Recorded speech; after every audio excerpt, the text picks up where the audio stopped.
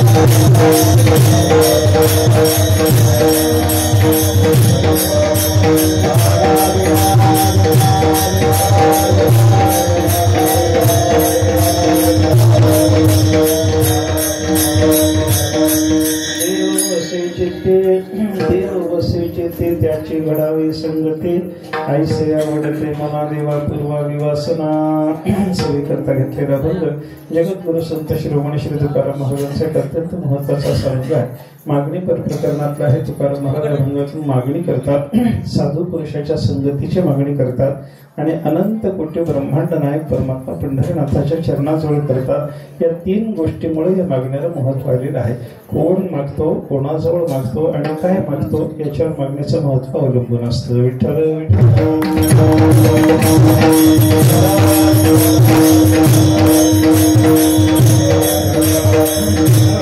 सामान्य मनुष्य मागतो, सामान्य माणसाच्या जवळ मागतो, सामान्य वस्तू मागतो असं जर असेल तर त्या मागणीला काही किंमत नसते बरं का।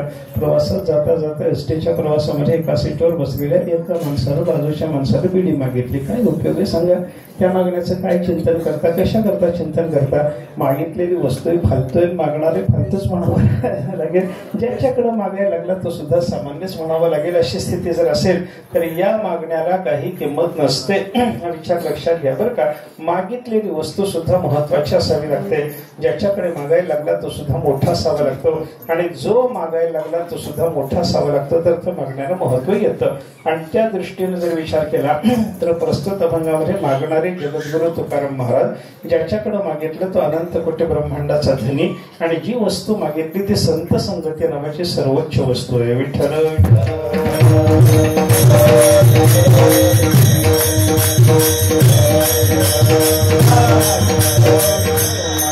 सामान्य नाही, त्याला जगद्गुरु पदवी प्राप्त झालेली आहे। लक्ष लक्षात घ्या, आपलं मनुष्य शरीर कोणत्याही महात्म्याला वैकुंठाला परलोकाला नेता येत नाही. पण जगद्गुरु तुकाराम महाराजांची ही योग्यता आहे की त्यांनी आपलं स्वतःचं हे कलेवर मनुष्य देह हा इथे सोडून न देता तुकाराम महाराजांनी स्वतः सोबत वैकुंठाला हा देह नेला, असं त्यांच्याबद्दलचं वर्णन आपल्याला पाहायला सापडतं. मागे कवीश्वर झाले थोर थोर,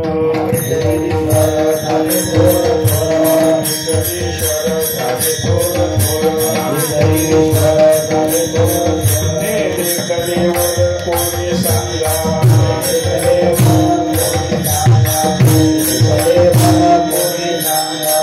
रामेश्वर सकळा पुसोनी, रामेश्वर सकळा पुसोनी, रामेश्वर सकळा पुसोनी, रातो विमानी बरसोनिया, रातो विमानी बरसोनिया, रातो विमानी बरसोनिया.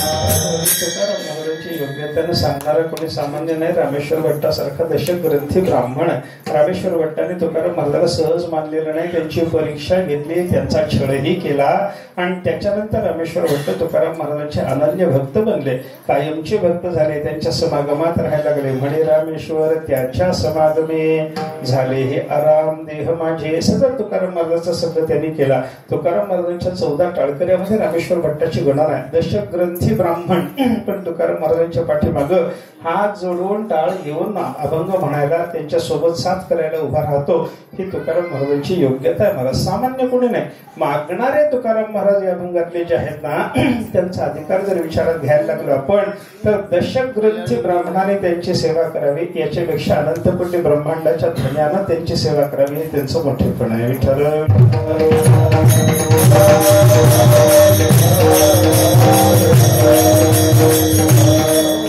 शरीर वैकुंठाला नेऊ शकतात, हे त्यांचं मोठेपण आहे. बड्या बड्या लोकांनी त्यांची सेवा करावी, हे त्यांचं मोठेपण आहे. प्रत्यक्ष परमात्मा पंढरीनाथानं तुकाराम महाराजांची सेवा करावी, हे तुकाराम महाराजांचं मोठेपण आहे. आणि वैकुंठाला जात असताना तुकाराम महाराजांच्या चरित्राचा विचार जर आपण केला तर महाराजांना वैकुंठाला नेण्याकरता विमान आलं. पण कोणत्याही भक्ताला जे विमान येतं ते विमान घेऊन स्वतः देव येत नाही, विष्णुदूत येत असतात.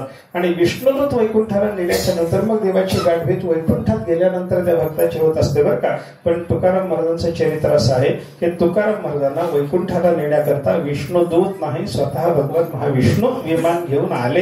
आणि मग बघा ना तुम्ही, एखाद्या वेळेला कसं होतं, आपल्याला घेऊन जायकरता एखादा मोठा माणूस गाडी पाठवतो, आपल्याला बरं वाटतं, वा वा त्याने माझ्याकरता गाडी पाठवली असं आपल्याला वाटतं की नाही. पण तो गाडी पाठवतो म्हणजे ड्रायव्हरला देऊन पाठवतो, आणि तो ड्रायव्हर घरी आल्याच्या नंतर आपल्याला काय करतो, महाराज मला वेळ नाही चला म्हणतो बरं का. म्हणजे त्याला वेळ नाही आम्हाला वेळ आहे, अशी त्या ड्रायव्हरची अवस्था असते बरं का. तरी आपल्याला मोठेपणा वाटतो की नाही. पण ड्रायव्हरच्या ऐवजी समजा ती गाडी घेऊन स्वतः मालकच आला तर मोठेपणा किती झाला, वाढला किती बोला. असा मोठेपणा जर आपण पाहायला लागलो तर विष्णुदूताने विमान घेऊन यावं हे बाकीच्या विष्णू भक्ताचं महत्व आहे. आणि स्वतः देवाने विमान घेऊन यावं हे तो बऱ्याचं मोठेपण आहे. विठ्ठल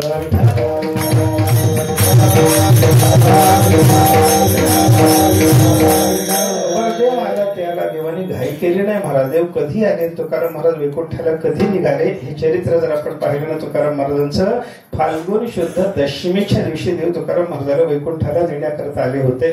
फाल्गुन शुद्ध दशमी पासून तुकाराम महाराजांचा बीजेपर्यंत तुकाराम महाराजांच्या घरामध्ये देवाचा मुक्काम होता. काही नाही, तुम्हाला वैकुंठाला नेण्याकरता विमान घेऊन मी आलो, कधी निघायचं घाई नाही, आपण ज्या दिवशी म्हणाल त्या दिवशी निघायचं आहे असं देवाने सांगितल्याच्या नंतर तुकाराम महाराजांच्या घरामध्ये भगवंताच्या कृपेनं वैकुंठाला जाण्याचा तुकाराम महाराजांचा मोठा सोहळा झाला. सगळ्या देवदेवता आल्या, सगळे ऋषीमुनी, सगळे सिद्ध साधू आले आणि मग तुकाराम महाराजांच्या करता म्हणून मोठा उत्सव झाला. आणि हा मोठा उत्सव 7 दिवसाचा झाला, सप्ताहाच्या रूपातला झाला. आणि 7व्या दिवशी तुकाराम महाराजांनी देवाला सांगितलं आता आपल्याला जायला हरकत नाही म्हणे, आपण आता निघावं, आता निघावं, आज निघायचं आहे, आज निघायचं असं तुकाराम महाराजांनी देवाला सांगितल्याच्या नंतर त्या देवाने स्वतः तुकाराम महाराजांची पूजा केल्याचं वर्णन निळोबाराने केले. जया पूजिले आदरे पांडुरंगे विमानस्थ केले प्रयाण प्रसंगे, नाही की नाही, हे वर्णन निळोबाराने केले की नाही. प्रत्यक्ष पांडुरंगाने तुकाराम महाराजांची पूजा केली. एखाद्या भक्तानं देवाची पूजा करावी त्याची प्रत्यक्ष देवानं तुकाराम महाराजांची पूजा केली. मोठेपणा किती आहे विचार करा. तुकाराम महाराज किती मोठे आहेत हे आपल्याला याच्यातून लक्षात घेता येतं.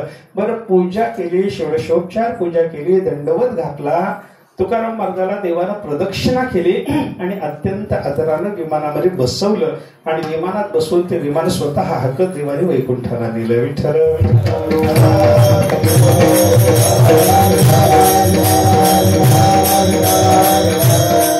या योग्यतेचा महात्मा मागतो, याच्यामुळे या मागण्याला महत्व आहे असं आपल्याला म्हणायचं आहे बरं का. मला एवढं सांगायचं होतं आपल्याला, तुकाराम महाराजांची योग्यता वेगळी आहे. सामान्य कोणीतरी फक्त देवाच्या जवळ काहीतरी मागायला लागला चालायचंच हो. सकामता असते अंतःकरणामध्ये, काहीतरी कामना असते, संसार असतो अंतःकरणामध्ये, त्याच्यामुळे माणसं मागत राहतात, हा भाग वेगळा आहे.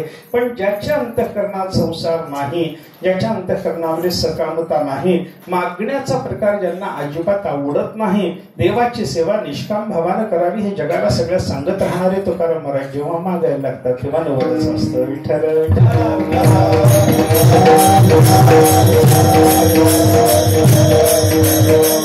तुकाराम महाराजांचं झालं. पण ज्याच्याकडे मागितलं त्या देवाचं बघा किंवा तो देव तरी काय सामान्य का, तो हा देवाधिदेव बरवा, पांडुरंग सदाशिवाचा निज ठेवा, बाप रखुमा देवीवरू 25वा 24 मूर्ती वेगळा. ज्ञानेश्वर महाराजांनी त्या पांडुरंगाचं वर्णन करताना सांगितलं, तो हा देवाधिदेव, हा देवाधिदेव आहे. ज्याच्याकडे तुकाराम महाराज मागतात तो कोणी सामान्य देव नाही बरं का, तो देवाधिदेव आहे. आणि तो देवाधिदेव असल्यामुळं त्याच्या दर्शनाकरता नित्य देवांची दाटी असते की नाही. वळवंटापासोनी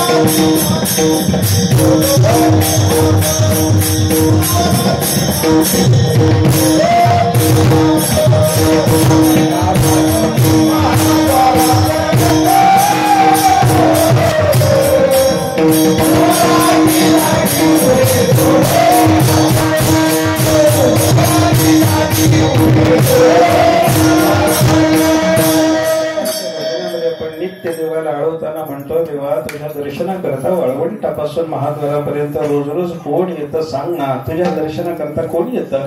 महाराजांनी वर्णन केलं, वाळवंटापासून महाद्वारापर्यंत चंद्रभागेत स्नान केलं. वाळवंट जे सुरू होतं त्या वाळवंटापासून त्या देवाच्या महाद्वारापर्यंत जी बारी लागली, जी दाटी आहे ती कोणाची, सुरवराची. मांदी म्हणजे मांदी आणि सुरवराची जमा झाली आणि उभे जोडून हात, ते सगळे हात जोडून देवाच्या दर्शनाकरता उभे आहेत. हे देवाचं वर्णन आहे. हे ज्या देवाचं वर्णन इंद्रचंद्र महेंद्र यातेची पूजिती असं निळोबारांनी ज्याचं वर्णन केलं. तुका म्हणे ज्याचे सनकादिक ध्यात ते आमचे कुलदैवत पांडुरंग. अशा पद्धतीचं सनकादिकाच्या हृदयातलं ध्यानाचं ध्येय रूप जे आहे त्या ध्येय रूपाच्याकडे तुकाराम महाराज मागतात. याचा अर्थ काय झाला, ज्याच्याकडे मागितलं तो सुद्धा फार मोठा आहे. विठ्ठल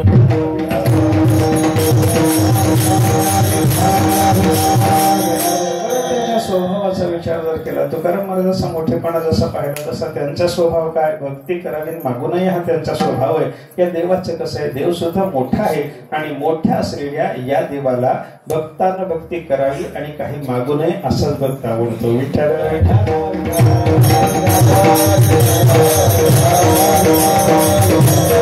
तो माग म्हणतो, भक्ती ज्याची झालेली आहे अशा भक्ताला तो परमात्मा माग माग म्हणून मागे लागतो. पण माग माग म्हणून मागे लागणारा भक्त, ज्या भक्ताच्या देव मागे लागलेला आहे असाही भक्त जेव्हा काही मागत नाही तेव्हा देवाला तो परमप्रिय असतो. विठ्ठल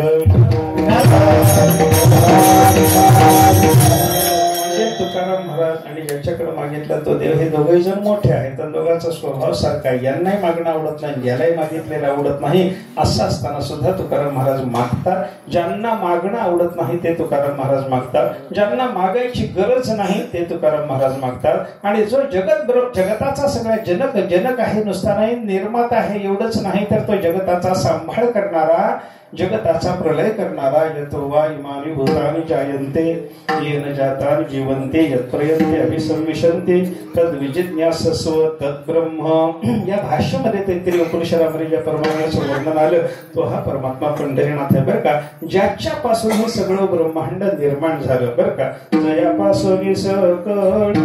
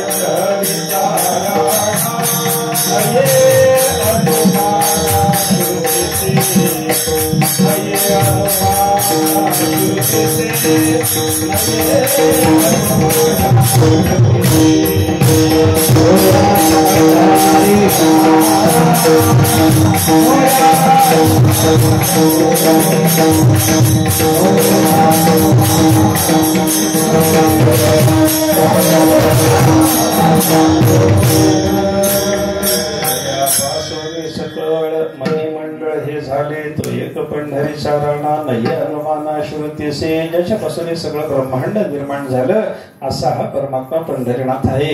हा अनुमानानं कळत नाही, हा श्रुतीनं कळत नाही, वेदाला सुद्धा कानडा आहे असं याचं वर्णन शास्त्राने केलेलं. यत्र वेदा अवेदा भवन्ति असं याचं स्वरूप आहे बरं का. वेद सुद्धा त्याला जाणायला गेल्याच्या नंतर त्या वेदाला सुद्धा गप्प बसावं लागतं. वेदाने सुद्धा परमात्म्याचं वर्णन करत असताना विधिमुखानं केलेलं नसून निषेधमुखानं वर्णन केलेलं आहे. वेद देवाला जाणायला जातो, ते देवाला जाणायला गेल्याच्या नंतर वेदाला काही कळत नाही, म्हणून त्याचं नाव वेद जरी असलं तरी तो तिथे गेल्याच्या नंतर अवेद होतो. विठ्ठल विठ्ठल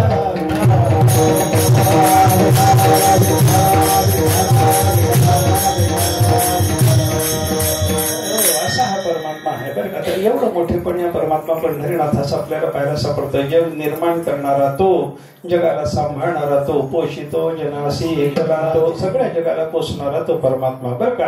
कोणी काही प्रयत्न केला तर त्याला हे सांभाळणारा देव, आणि प्रयत्न न करणाऱ्या माणसाला हे सांभाळणारा देवच. विठ्ठल पक्ष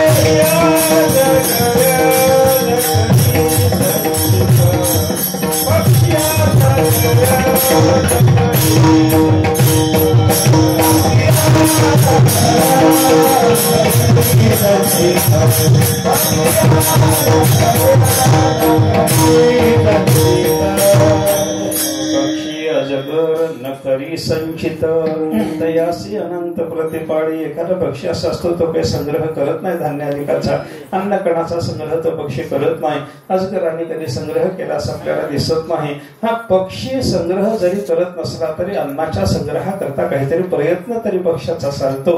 अजगराने मात्र अन्नाकरता कोणताही प्रयत्न केलेला नसतो. अजगर जिथं पडून असेल तिथे पडून असतो. अजगराच्या जवळ त्याच्या श्वासाच्या मर्यादेमध्ये एखादा प्राणी आला तर तो श्वासाने त्याला ओढून घेतो, सेवन करतो बरं का. अन्न शोधायला अजगर कुठं जात नाही. पण अन्न शोधायला न जाणाऱ्या अजगराला सुद्धा सांभाळणारा कोण आहे? यासी अनंत प्रतिपाळी.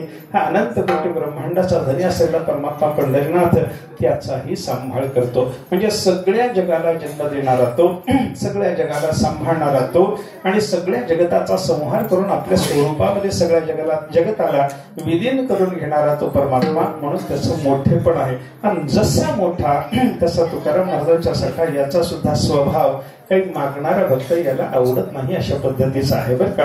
मोठे दोघंही आहेत तुकाराम महाराज आणि परमात्मा पंढरीनाथ, आणि दोघांचाही स्वभाव एकच आहे. तुकाराम महाराजांना मागणं आवडत नाही आणि भक्तांनी मागितलेलं देवालाही आवडत नाही असा स्वभाव आहे. पण मागणं आवडत नसलेले तुकाराम महाराज मागतात आणि मागणं आवडत नसलेला देव त्यांना ते द्यायला लागतो. असं एक महत्वाचं मागणं म्हणजे संत संगतीचं मागणं आहे. म्हणून संत संगती अत्यंत महत्वाची आहे असं आपल्याला, आणि त्या संताच्या संगतीचं मागणं महाराजांनी प्रस्तुत अभंगाच्या पहिल्या चरणात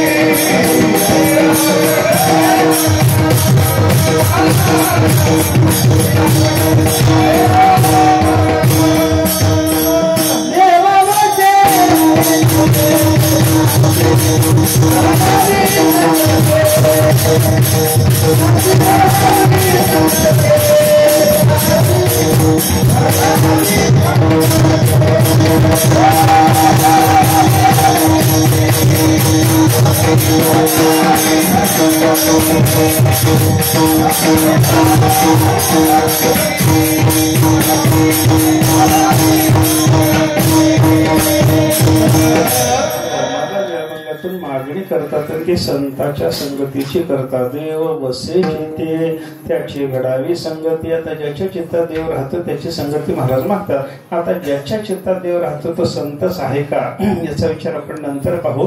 पण महाराजांनी संतांची संगती या अभंगातून मागितली म्हटल्यानंतर संगतीबद्दल थोडासा विचार करा. संगती चांगली का वाईट याचा विचार जर केला तर वेदांत शास्त्र असं सांगतं की संगतीमध्ये कधीच राहू नये. विठ्ठल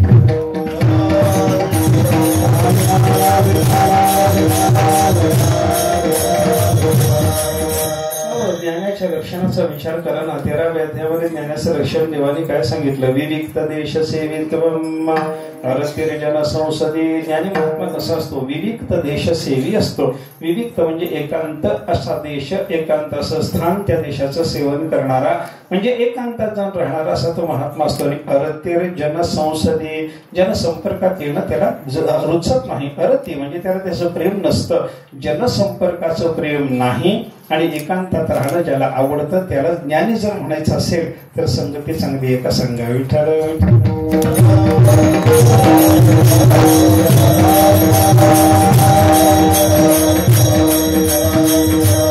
संगती चांगली नाही. तुकाराम महाराजांनी सुद्धा संगतीबद्दल बराच विचार आपल्याला सांगितलेला पाहायला सापडतो बरं का. संगे वाढे शिणू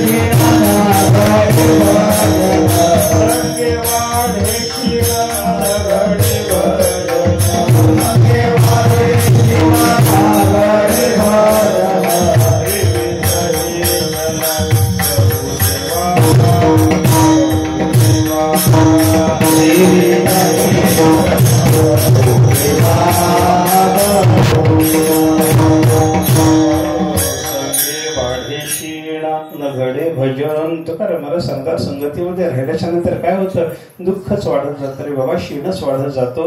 न घडे भजन, देवाचं भजन घडत नाही. कारण का, त्रिविध हे जन बहुदेवा, ज्यांच्या संगतीमध्ये आपण राहतो ते लोक तीन प्रकारचे असतात.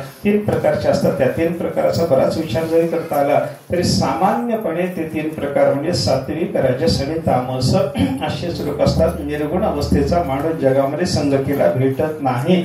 आणि निर्गुण महात्म्याची जर संगती झाली कल्याण होतं, पण रजोगुणी तमोगुणी माणसाच्या संगतीमध्ये जसं कल्याण नाही तसं सत्वगुणी माणसाचं संग, त्याचा संग सुद्धा आपलं कल्याण करू शकत नाही. विठ्ठल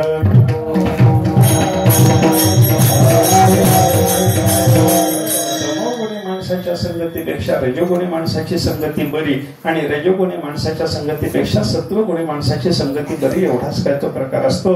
पण सात्विकाची संगती सुद्धा चांगली नाही. कारण संगती म्हणलं की तिथं तादात्म्य येतं आणि तादात्म्य यायला लागलं की त्याची आसक्ती निर्माण व्हायला लागते. आणि त्याची आसक्ती निर्माण, कोणत्याही पदार्थाची कोणत्याही व्यक्तीची आसक्ती निर्माण झाली की ती घातक असते. या नियमानुसार आपल्याला कोणाचीही त्रिविध लोकांपैकी कोणत्याही माणसाची संगती सुखाची ठरत नाही.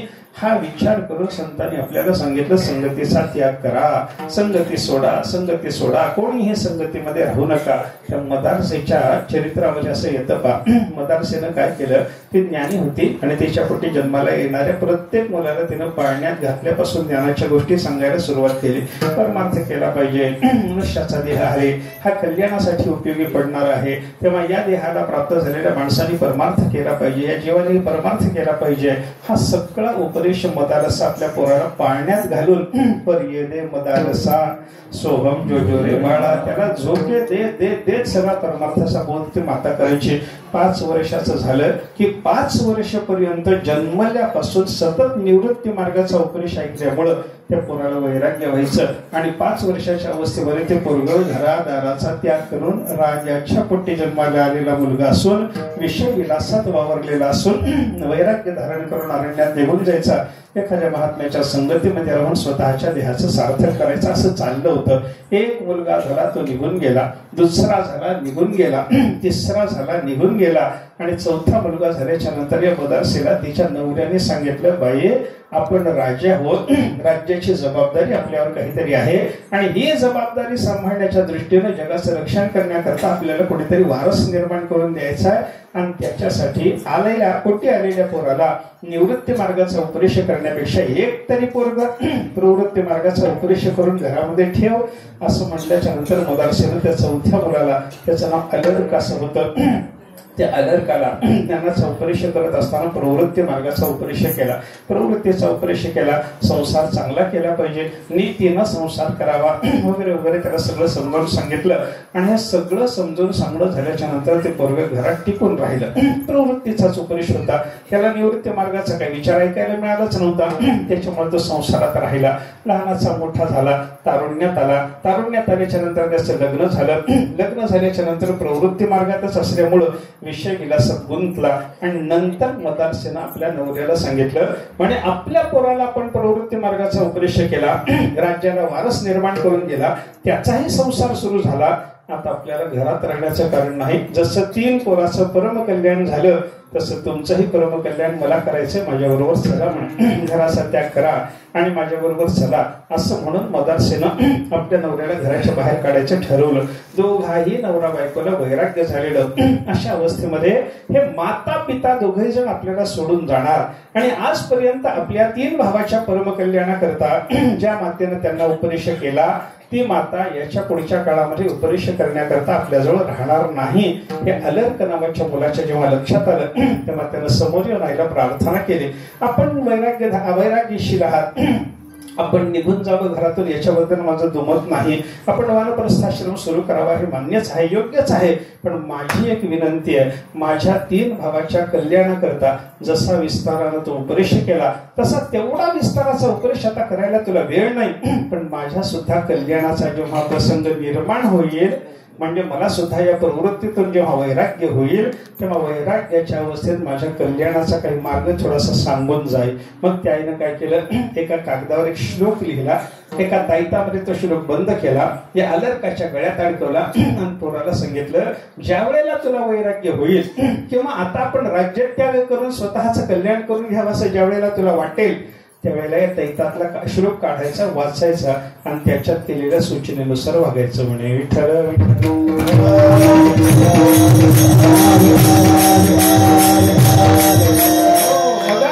त्या श्लोकामध्ये लिहिलेलं जे होतं ना ते संगतीत राहू नये हेच लिहिलेलं होतं. याच्याकरता मी बोलायला लागलो बरं का. संग सर्वात्मना हे या सचे धातुम न शक्यते ससद्भिः सह कर्तव्यः सतां संगो हि भेषजम.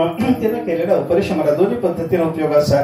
संगतीत राहू नये हेही तिनं सांगितलं आणि संताची संगती करावी हेही तिनं सांगितलं. विठ्ठल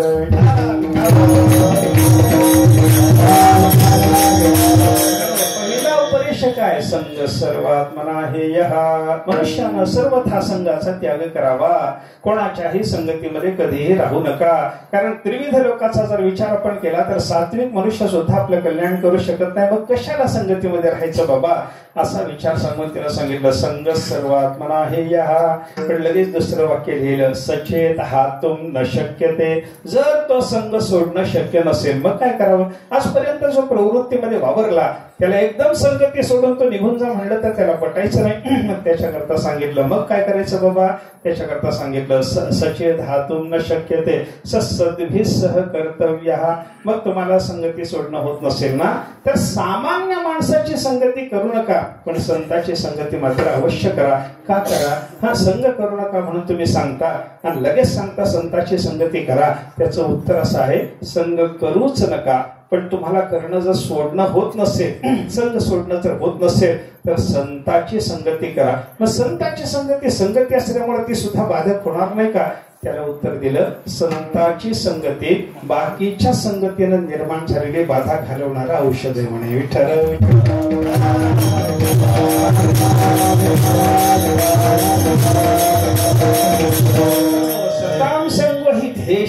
भेषज म्हणजे औषध. संतांची संगती औषध आहे. कशावरच औषध. संगतीची बाधा घालवणारा औषध आहे. कसं असतं बघा आपल्याला जी बाधा झाली ती बाधा निवृत्त करण्याकरता औषध सुद्धा तशाच पद्धतीचं लागतं. सर्पाचा विषय एखाद्याच्या शरीरात आल्याच्या नंतर एखाद्याला सर्पदंश झाला डॉक्टरकडे गेल्यानंतर डॉक्टर त्याला इंजेक्शन देतात. ते इंजेक्शन काय आहे सर्पाचं मारलेलं विषच असतं बरं का. विषानं विष उतरावं. विषस्य विषम औषधम आयुर्वेदामध्ये सांगितलेलं आहे. विषाचं औषध विषच आहे बरं का. विषाचं औषध विषच आहे.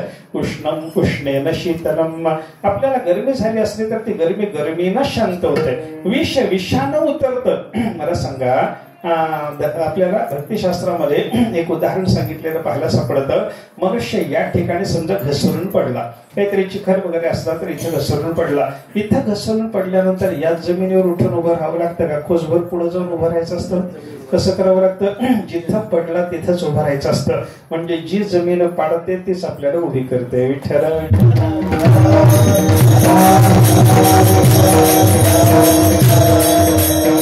याचा अर्थ काय झाला. जी जमीन पाडते ती उभी करते म्हणजे ती जशीच्या तशी उभी करत नाही. तिच्यावरचा चिखल बाजूला करा मग ती आपल्याला उभी करण्याच्या कामाला उपयोगी ठरते. हा विचार लक्षात घ्या बरं का. तसं संगतीनं आपलं अधःपतन झालं ना मग संगतीनंच आपला उद्धारही होणार आहे बरं का. पतन उद्धार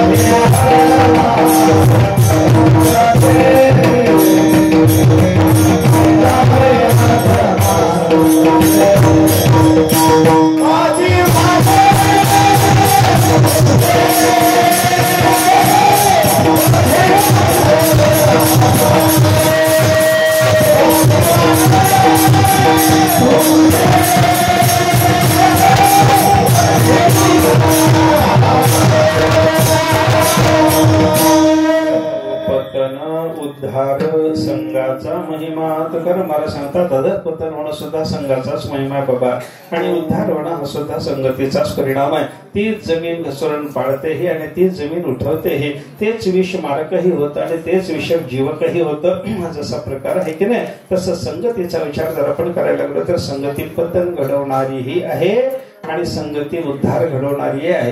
कोणाची संगती पतन घडवते कोणाची संगती उद्धार घडवते विचार करा. संगतीचं कसं आहे बघा, पाण्यासारखं संगतीचं स्वरूप आहे. पाण्याबद्दल बोललं जातं की नाही, पाणी तेरा रंग कैसा जिसमें मिलाया वैसा. पाण्याला स्वतःचा रंग नाही. पाण्यामध्ये चुना मिसळला तर पाणी पांढरं आहे आणि पाण्यामध्ये बुक्का मिसळला तर पाणी काळही आहे. काळही पाणी होतं, पाणी काळही होतं आणि पाणी पांढरही होतं, पण मुळात पाण्याला स्वतःचा रंग नाही. तशी संगती स्वतः पाण्यासारखी असल्यामुळे तिला स्वतःचा रंग नाही. संगतीला विषय जर दुर्जन मिळाला संगती वाईट आहे आणि संगतीला विषय संत महात्मा मिळाला सज्जन मिळाला तर संगती चांगली आहे. विठ्ठल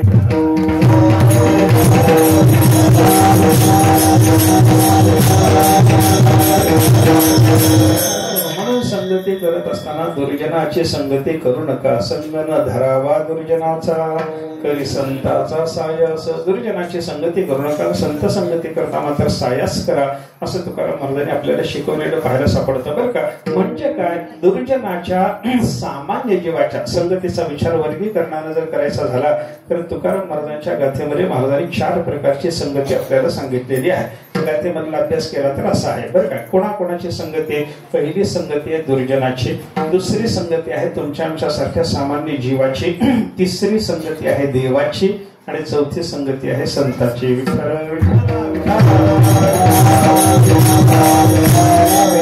कोणती चांगली आणि कोणती वाईट याचा जर विचार करायचा झाला तर पहिल्या 2 संगती वाईट म्हणा, दुसऱ्या 2 संगती चांगल्या म्हणा. सामान्य हे दुर्जनाची संगती तर चांगली नाहीच आहे बरं का. दुर्जनाच्या संगतीला चांगली म्हणायचं ठरलं तर चांगली म्हणून दाखवायला जगामध्ये संगतीच राहत नाही.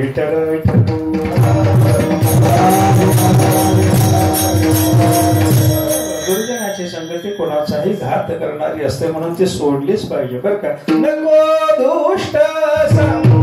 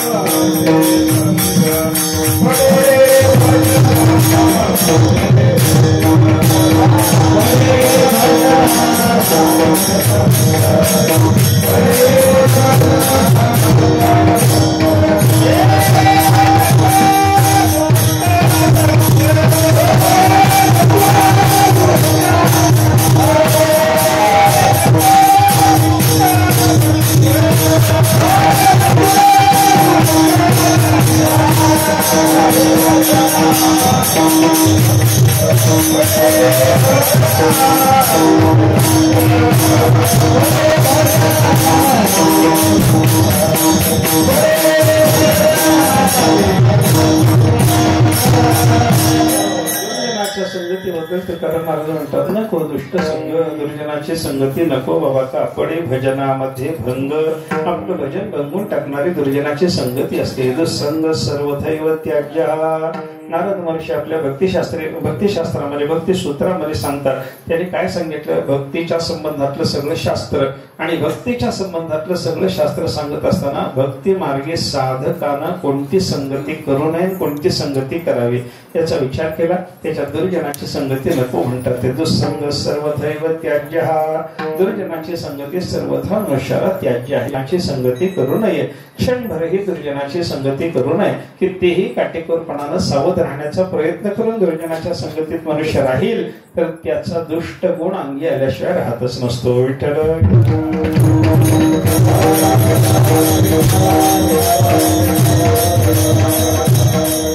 म्हणून दुर्जनाचा संग नको अशा पद्धतीचा विचार सांगितला. कशा करता दुर्जनाची संगती करू नका? त्याचं दुसऱ्या सूत्रामध्ये नारदांनी उत्तर देताना सांगितलं, काम क्रोध मोह स्मृतिभ्रंश बुद्धिनाश सर्वनाश कारणत्वात. ही दुर्जनाची संगती काम निर्माण करणारी, क्रोध निर्माण करणारी, लोभ निर्माण करणारी, स्मृतिभ्रंश घडवणारी, बुद्धिनाश घडवणारी, शेवटी सत्यनाश करणारी. विठ्ठल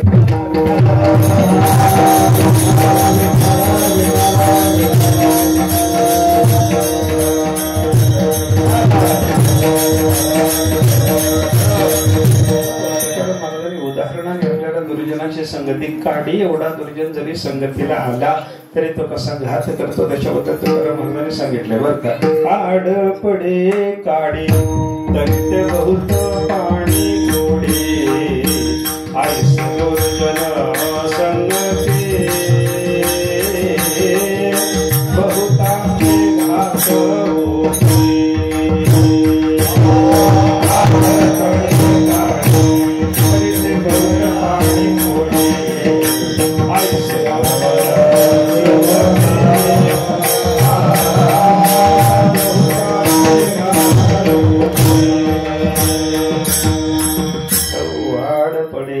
तरी ते बहुत पाणी खोडे. वेगळ्या पाण्याचा प्रवाह असतो. एखादा मोठा नदीचा प्रवाह जरी असला त्याच्यामध्ये एक लोहाळ्याची काडी पडू द्या, ती काडी काय करते? ते पाण्याचा प्रवाह जसा होता तसा राहू देते का? बहुत पाणी खोडी. ते बहुत पाणी अडवून ठेवण्याचा प्रयत्न करते बरं का. ऐसे दुर्जन संगती बहुतांचे घात होते. नदीच्या प्रवाहासारखं सरळपणानं चालणार आपलं जीवन, पण काडीसारखा दुर्जन आपल्या जीवनाच्या प्रवाहात आल्याच्या नंतर आपलं जीवन खंडित करून टाकतो, सज्जनपणा सगळा खोडून टाकतो. विठ्ठल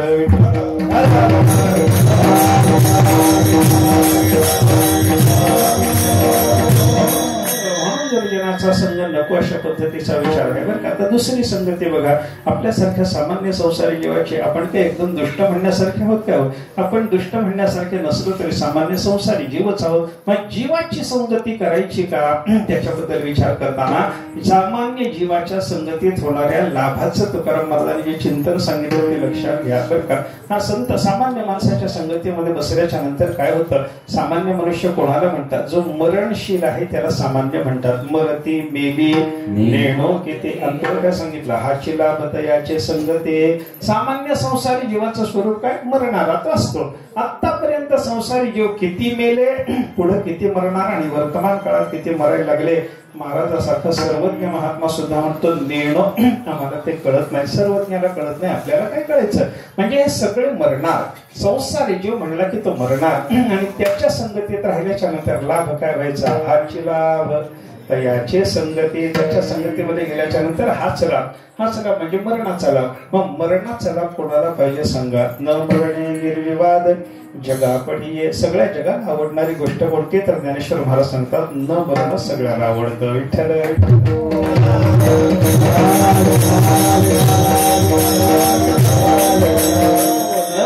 निर्विवाद जगापडीये एक ज्ञानेश्वर महाराजांनी सांगितलं. आणि अगा मरहा बोल न साहा ते मर म्हणलेलं सुद्धा माणसाला सहन होत नाही आणि न मरण त्याला आवडतं. या दोन्ही वचनाचा विचार करा. माणसाला मरणाचा लाभ बरा वाटत नाही. मग मरणाचा लाभ जर बरा नसेल आणि तोच लाभ आपल्या पदरामध्ये टाकणारे सामान्य संसारी जीवाची संगती असेल तर त्याला चांगलं कसं म्हणायचं महाराज. दुर्जनाची संगती चांगली नाही, सामान्य जीवाची संगती चांगली नाही, तिसरी संगती देवाची. देवाच्या संगतीचा जर विचार केला तर ती चांगली आहे असं आपल्याला थोडंसं म्हणता येतं.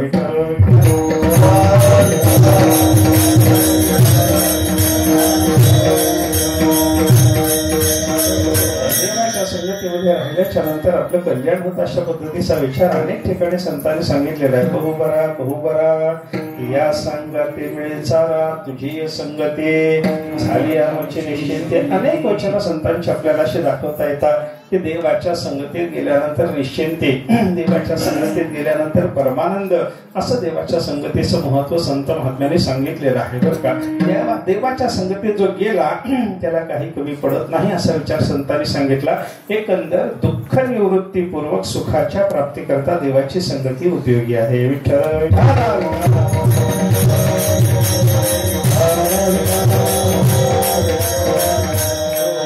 हरिसंग धरिला संसारी तुका म्हणे खरी खेप त्याचे. यांनी देवाचा संग मनुष्य देहाला येऊन केला, त्याची मनुष्य देहाला आल्याची खेप खरी ठरली असं तुकाराम महाराजांनी वर्णन केलं. याचा अर्थ काय. देवाचा संग चांगला आणि देवाच्या संगतीपेक्षा अधिक चांगली संगती कोणती जर असेल तर ती साधू पुरुषाची संगती आहे. देवाच्या संगतीत गेल्यानंतर सुख मिळतं, पण जे मिळालेलं आहे याला सुख म्हणावं संतांच्या संगतीत गेल्यावरच कळतं. विठ्ठल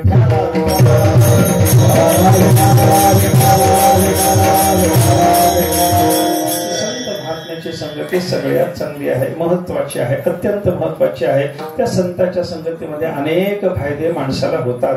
काय काय फायदे होतात याची वर्णन संतांनी विस्ताराने केलेली आपल्याला पाहायला सापडतात बरं का. त्या राजा भर्तृहरीने त्यांच्या नीतिशतकामध्ये साधू पुरुषाच्या संगतीत आपण गेल्यानंतर आपल्याला काय काय प्राप्त होतं याचं वर्णन केलेलं आहे. जाड्यम धियो हरते सिंचती वाची सत्यम मानोन्नतीं दिशते पापमपा करोते. संतांची संगती हे सगळं आपल्याला प्राप्त करून देत असते. म्हणे पहिल्यांदा सांगितलं त्याने जाड्यम धियो हरते. आपल्या बुद्धीच्या ठिकाणी असलेला जडपणा संतांच्या संगतीत गेल्यानंतर नाहीसा होतो. विठ्ठल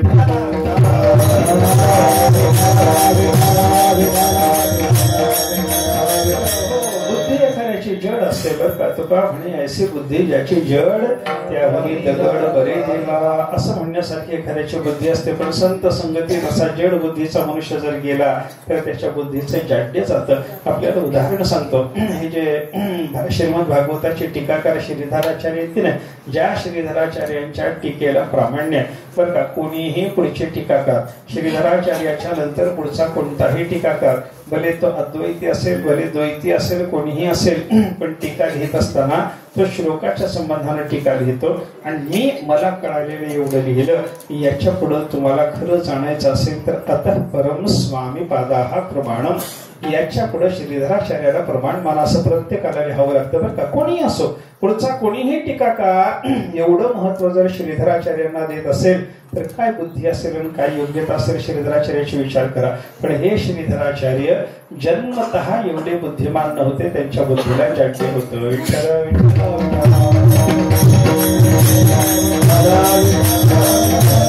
किती जड होती त्यांची बुद्धी त्याचं वर्णन ऐकायचं जर झालं तर ते लहान असताना 5-7 वर्षाचे असताना घरामध्ये त्यांच्या आईनं त्यांना सांगितलं श्रीधर अरे घरामध्ये तूप नाही थोडस तूप घेऊन ये बरं. 2 पैसे दिले आणि त्या पोराला सांगितलं तूप घेऊन ये. पोरानं 2 पैसे घेतले, दुकानात गेला, वाण्याकडे जाऊन ते 2 पैसे दिले. त्याला सांगितलं आईनं तूप मागितले, तूप द्या.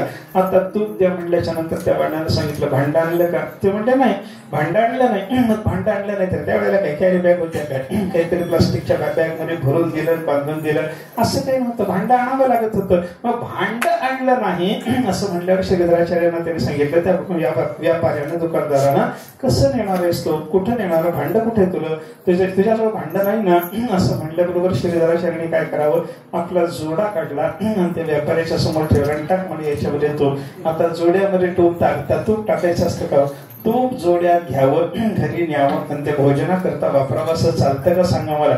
जोड्यात टाकलेलं तूप भोजना करता चालत नाही, एवढं सुद्धा ज्या पोराला कळत नाही त्याची बुद्धी किती जड असेल आपणच विचार करा.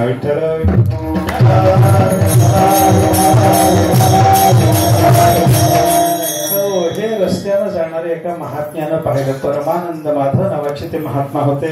ते रस्त्यानं चालले होते, संन्याशी होते, विरक्त होते. रस्त्यानं जाता जाता हे पोरग तूप मागायला लागलं. जोड्यात तूप दे म्हणतं. ते पाहिल्याबरोबर त्या पोराच्या बुद्धीची कीव आली. त्याच्या जवळ गेले, त्याला सांगितलं, बाळा माझ्या बरोबर येतोस का तू, तुला खायला प्यायला चांगलं देतो मी, माझ्या बरोबर येतोस असं म्हणल्याबरोबर त्यांनाही सुद्धा एक भावना झाली आणि ते म्हणायला लागले मी तुमच्या बरोबर येतो म्हण. त्या परमानंद माधवाच्या बरोबर गेल्याच्या नंतर त्यांनी यांना नरसिंह मंत्राचा उपदेश केला आणि या मंत्राचं अनुष्ठान कर बाळा, तुझ्या बुद्धीचं जाड्य जाईल असं सांगितल्याच्या नंतर त्याने त्या मंत्राचा जप केला, अनुष्ठान केलं आणि त्या अनुष्ठानाच्या योगानं श्रीधराचार्यांना बुद्धीचं जाड्य जाऊन एवढी योग्यता प्राप्त झाली की श्रीधराचार्याच्या सारखं भागवताचं ज्ञान दुसऱ्या कोणालाही नाही असं म्हटलं जातं. विठ्ठल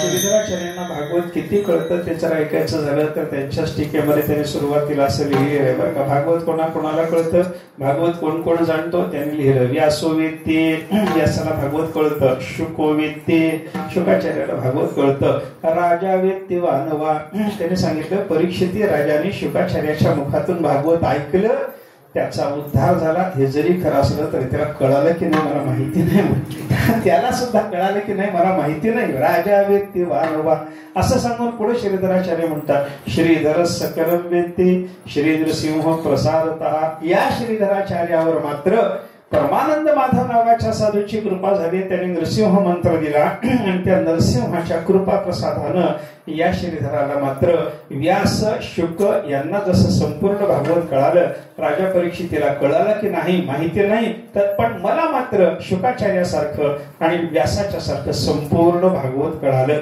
ही योग्यता मला आली असं त्याने सांगितलं. कशामुळं? नरसिंहाच्या कृपेनं. आणि नरसिंहाची कृपा कोणामुळे झाली? परमानंद माधव नावाच्या महात्म्याच्या कृपेनं झाली. म्हणजे महात्म्याची कृपा काय करते? बुद्धीचा जडभाग घालवते. विठ्ठल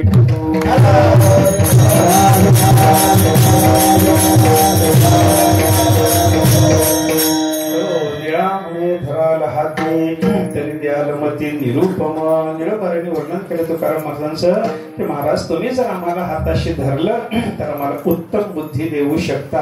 म्हणजे बुद्धीचा जडभाग घालवणं महात्म्याच्या संगतीत होतं. जाड्यम ध्येय हरते सिंचते वाची सत्यम. संताची संगती काय करते? आपल्या वाणीमध्ये सत्याचं प्रोक्षण करते, आपल्या वाणीत सत्य आणून ठेवते.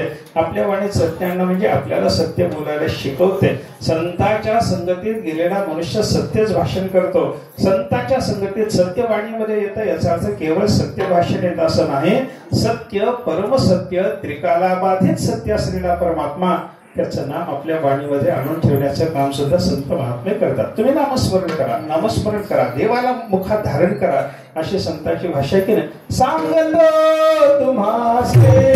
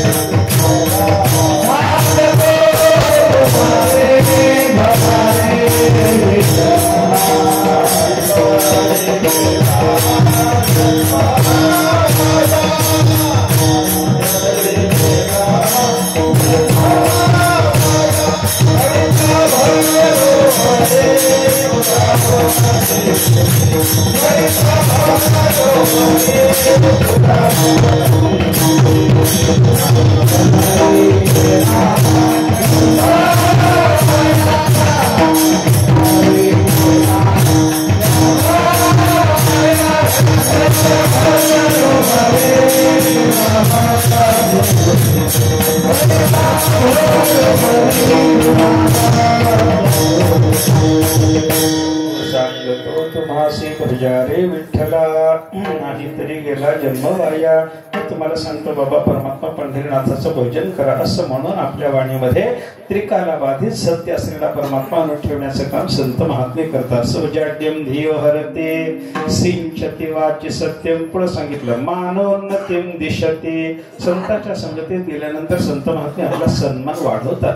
संताच्या संगतीत गेल्याच्या नंतर सन्मान वाढतो.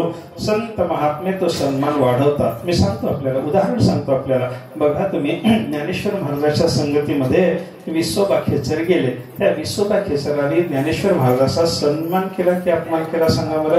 अपमानच केला. पण अपमान करणारे हे विसोबा खेचर ते संगतीत आल्याच्या नंतर ज्ञानेश्वर महाराजांनी त्यांचा सन्मान एवढा वाढवला की नामदेव रायाचा गुरुपणा त्यांना दिला. विठ्ठल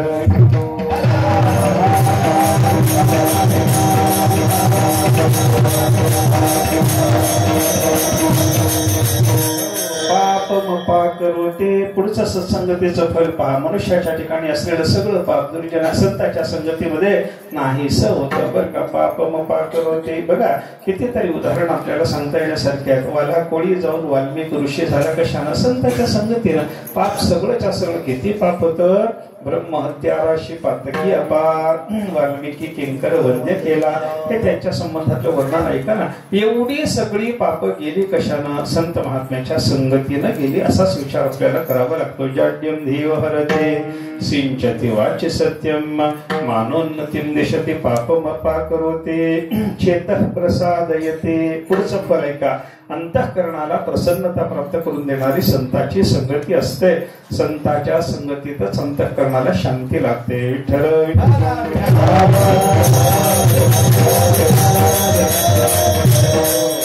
म्हणे मना झाले समाधान.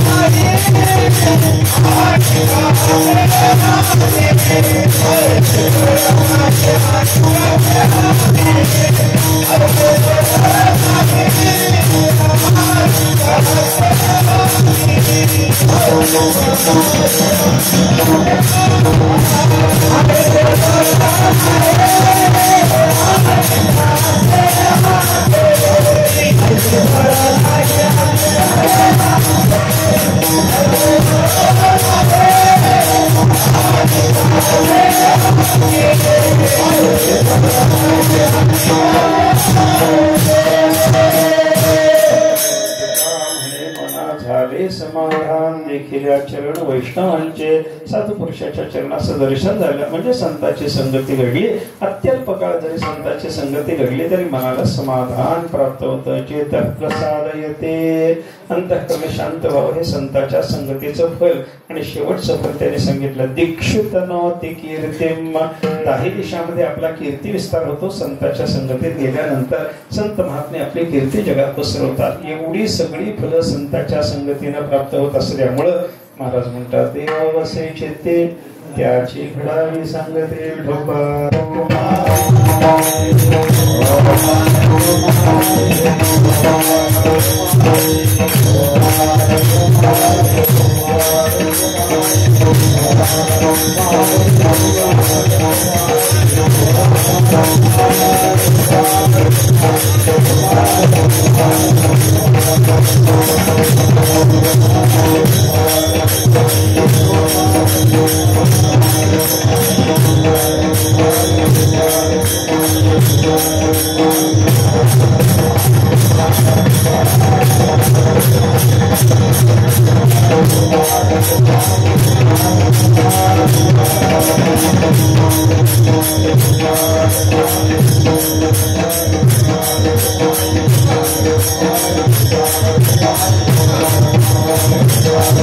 Thank you.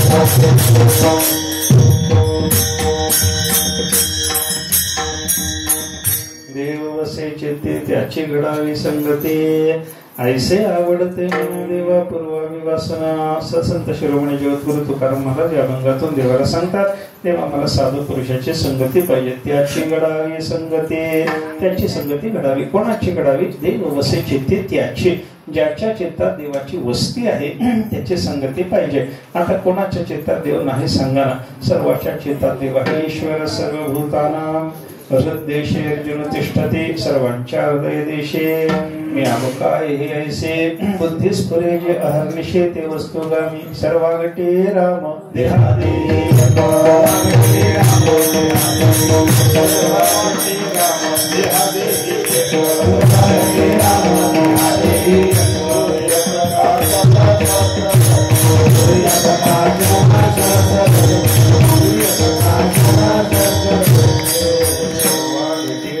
सर्वांच्या हृदयामध्ये परमात्मा आहे. अशा पद्धतीचं वर्णन शास्त्राने केलं.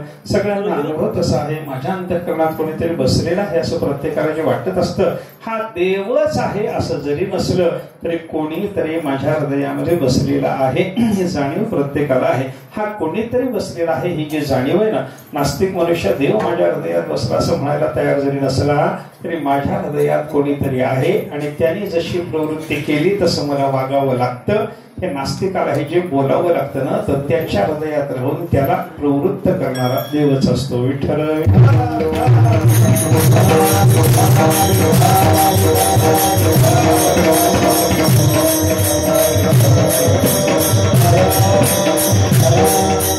सर्वांच्या हृदयामध्ये परमात्मा बसलेला आहे असं जर असेल तर मग सर्वांच्या हृदयात देव असताना देव असे चित्ते म्हणजे सगळ्याच्या चित्ता देव आहे. सगळ्याच्या चित्ता देव आहे तर मग सगळ्याची संगती तुकाराम महाराज मागतात का?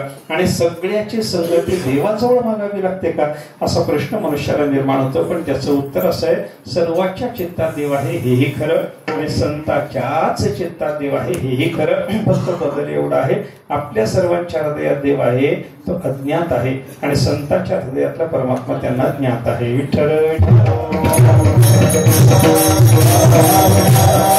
आपल्या हृदयातला परमात्मा सामान्य रूपाचा आहे आणि संतांच्या हृदयातला परमात्मा विशेष रूपाचा आहे. सामान्य रूप हे असून नसल्यासारखं असतं. सामान्य रूपापासून कोणत्याही प्रकारचं कार्य होऊ शकत नाही. वेदांतातलं उदाहरण जर आपल्याला सांगायचं झालं तर वेदांताचा सत्कार्यवाद आहे.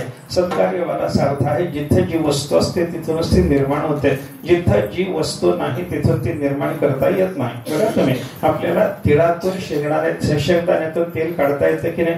काढता येतं, कारण ते तिथे असतं. वाळूतून तेल काढून दाखवता का? घाणा घातलिया गुंडे तेलना पेंडी जोडे. ज्ञानेश्वर महाराज सांगतात, घाण्यामध्ये गुंडे घालून बघा, दगड घालून बघा, तेलही मिळत नाही, पेंडे मिळत नाही. याचं कारण काय हो?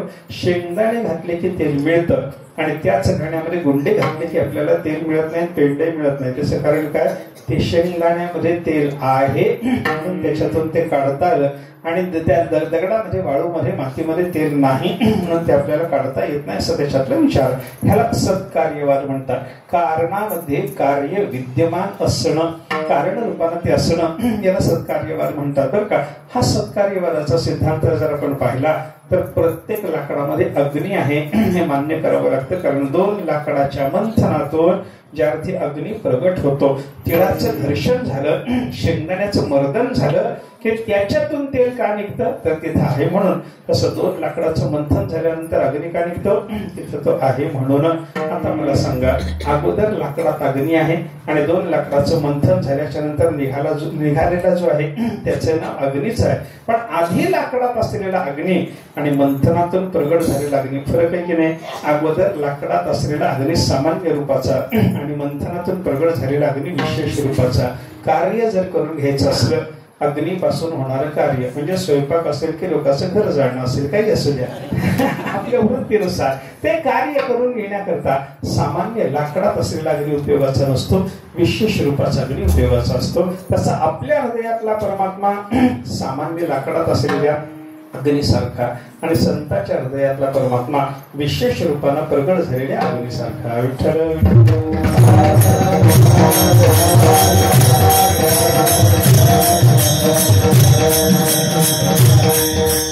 विशेष रूपानं परमात्मा जे त्यांच्या हृदयामध्ये राहतो मला सांगतात त्याची घडावी संगती त्या महात्म्याची मला संगती पाहिजे आणि ही माझ्या मनातली आवड ही माझी वासना देवा तुम्ही पूर्ण करा मला दुसरं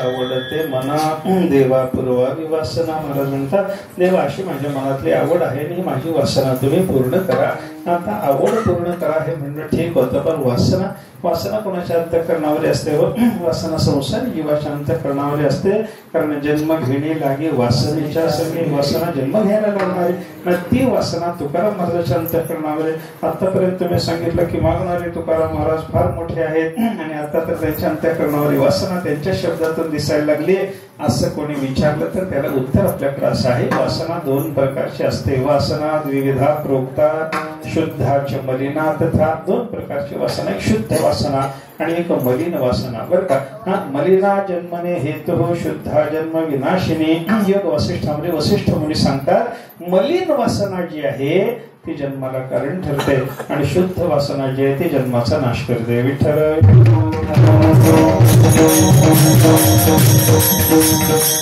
जन्म मरण संपवणारी शुद्ध वासना कोणती तर संत संगतीची ती माझी वासना पूर्ण करा असं महाराजांनी देवाला सांगितलं देवाने सांगितलं ठीक आहे बाबा तुम्हाला संताची संगती पाहिजे ना नुसतं एकदा दृष्टीला संत भेटला तरी संताची संगती झाली डोळा देखील सज्जन निवारीला भागशी डोळ्याने एकदा नुसतं दुरून दर्शन झालं तरी संताची संगती झाली महाराज म्हणतात तसं ना मला दुरून संताची संगती नको जवळून पाहिजे आणि थोडा वेळा करता नको अखंड पाहिजे हरिजना नवंग संगती तिसऱ्या चरणात महाराजांनी हा विचार सांगितला हरिजन म्हणजे भगवत भक्त असलेले संत महात्मे त्यांची संगती असावी त्यांची भेट असावी एवढी जवळून भेट पाहिजे की त्यांचा अंगसंग झाला पाहिजे आणि त्या अंगसंगामध्ये तूट नसावी म्हणजे अखंड संताची संगती पाहिजे अंगसंग होईल अशी संताची संगती म्हणजे जवळून पाहिजे आणि त्या संगतीत तूट नको म्हणजे अखंड पाहिजे विठ्ठल